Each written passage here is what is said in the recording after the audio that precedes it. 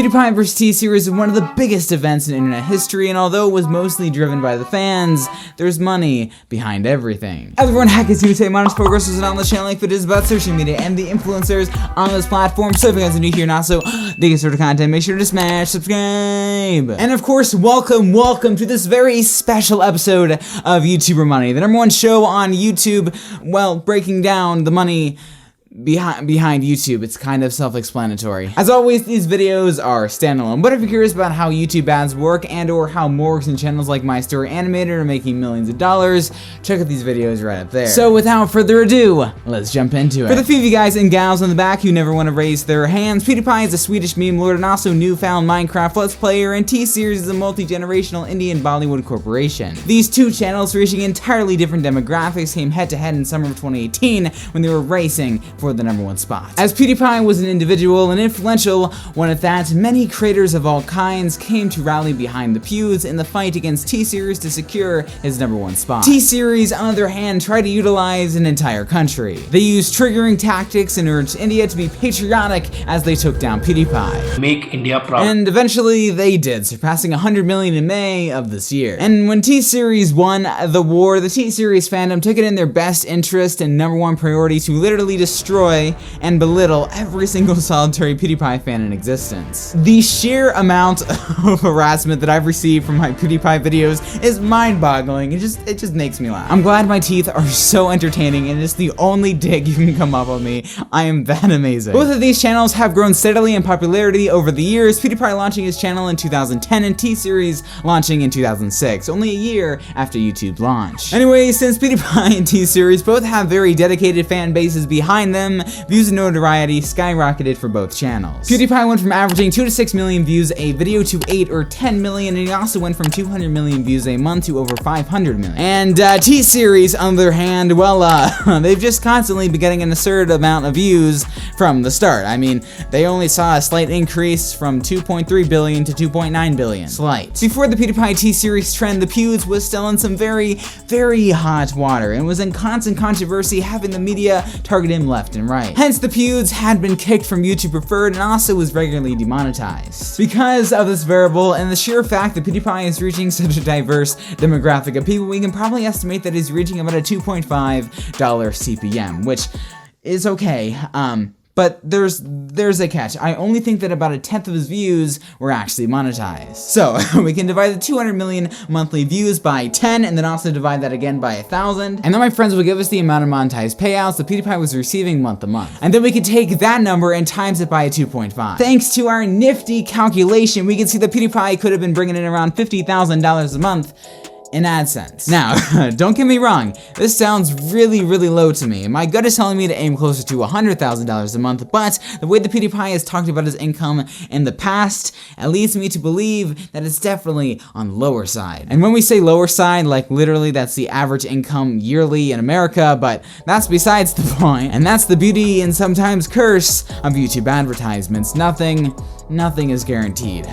Don't ever solely make a career off of YouTube ads. Also, I get a lot of people asking me what the heck the difference between a monetized playback and a normal playback is, and also what am I doing differently than social play? Because our numbers are completely different. And I just figured I'd take this moment to explain that all. Firstly, the YouTube ad system is run by an algorithm, and that's why you don't see an ad on every video that you click. Or at all, if you use an ad blocker. But if you use an ad blocker, you suck. Also, as we have stated in past episodes of YouTuber Money, the age, gender, and country of residence of your viewership has huge impacts on your CPM and percent of monetized playbacks. Actually, I'm just gonna pull up a smaller scale example for my channel. As you can see, my When Will Pewdiepie Hit 100 Million video reached about 2.5 thousand views, which is really cool, right? Well, it only made $2.5. And you might be like, well, that means it only has a $1 CPM, right? Nope, that is not the case at all, and this is the part where Social Blade always screws up. My actual CPM on the video was $6.25, meaning if all my views were actually monetized, it would have made about $12 off that video, which is actually really cool. But unfortunately, that is not the case.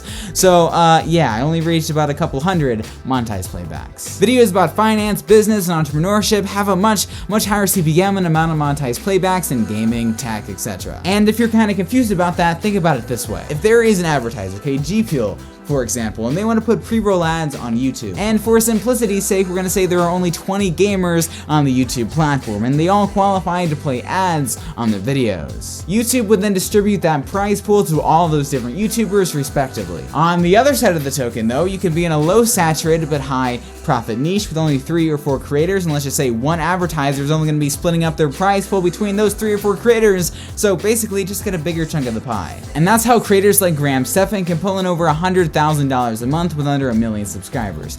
Crazy. At this point, PewDiePie's views are stronger than ever, reaching in the before mentioned 500,000 views a month. And as our meme lord has now transitioned into Minecraft Let's Play videos, the CPM should be closer to $3 or $4, with only about a third of his views being monetized. I'm gonna go with a $3 CPM just because the content is really family friendly. I doubt he's demonetized that often, and also I'm always seeing multiple ads on his videos. Doing the same calculation that we did before on PewDiePie's current analytics, we can see that he's probably estimating about $500,000 a month in advertisements, if not more or less. PewDiePie has a really weird ad situation. He uploads daily, gets an insane amount of views, but has been through so many content and controversy iterations that it's almost impossible to figure out these things accurately. So honestly, we're just gonna just go with that, and hopefully we're somewhat correct. T-Series, on the other hand, has constantly been making bank this entire time. They're bringing in about 1.9 million a month in advertising revenue. In this video, I'm not gonna be breaking down the intricacies of T-Series or PewDiePie's business model like merge, Tusky, Animal Super Squad, etc. But I will say that I'm pretty sure merch sales on PewDiePie's end skyrocketed like crazy, considering all the different limited time releases that released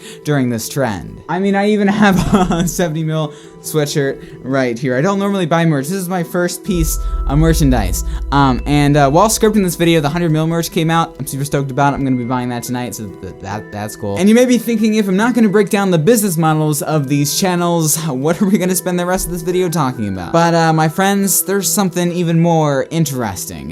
Subbots and American popularity.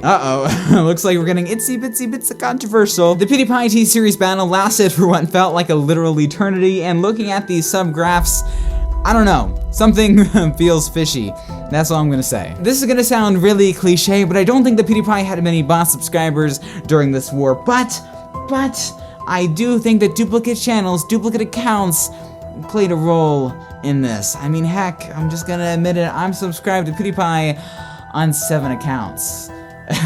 T-Series, on the other hand, I'm not so sure. They could have been inflating their numbers, or just because India is a developing country and it could just be organic, I don't know. But in the hypothetical situation that T-Series used sub-bots and we wanted to replicate that sub-bot success ourselves, it would cost $244 per 3,000 subscribers, which is a lot of money. Basically, it would cost $92,000, not including tax, per million subscribers. Yikes.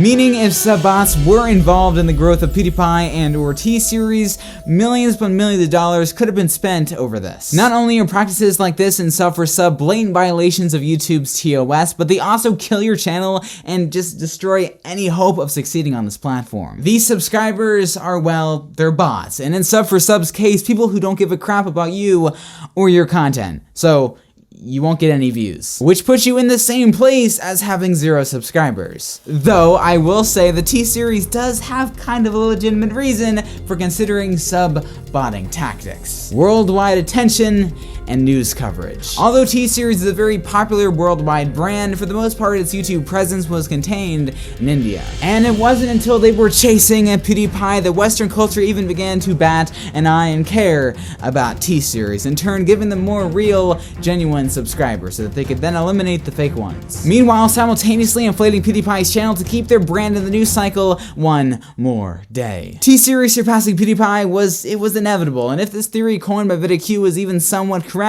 the people running T-Series, well, I'm just gonna say it, they're very big brain. But at the same time, the likelihood of it happening is very slim, because YouTube does do quite a good job at cracking down on these sub-bots. But that's just a theory, a YouTube theory. And cut. At this point, T-Series is now on the path to 110 million subscribers, and PewDiePie just surpassed 100 million this past week, which is awesome.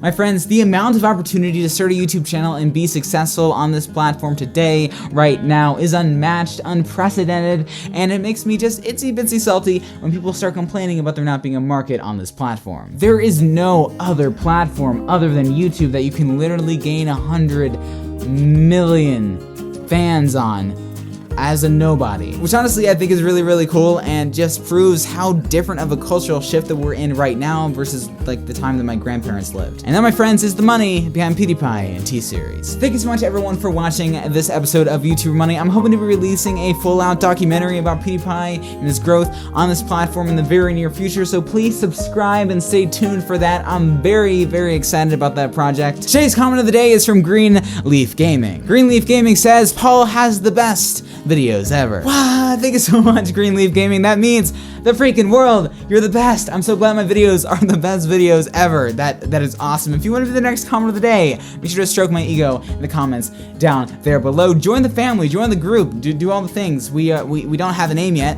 And we're not going to be called the Groseclosers. So if you have an idea for what we could maybe be called, please help, because my Discord server is already calling themselves the Groseclosers. Can we please find something else? Thank you. Talking about Discord, if you want to join the community, please go and join the Discord server. It is awesome. It is epic. We have so many epic things we do over there. And if you want to support what we do over here on the channel, please go over and support our Patreon page. That is awesome. And we have some pretty awesome rewards and tiers over there. So if you're not a patron yet, totally go check that out. Also, if you're watching PewDiePie, you probably like Minecraft content, so subscribe to my gaming channel. It's super fun. And I guess, my friends, that is all for this video. Make sure to like, comment, share, and subscribe, and I'll see you on the next one, gamers. Peace.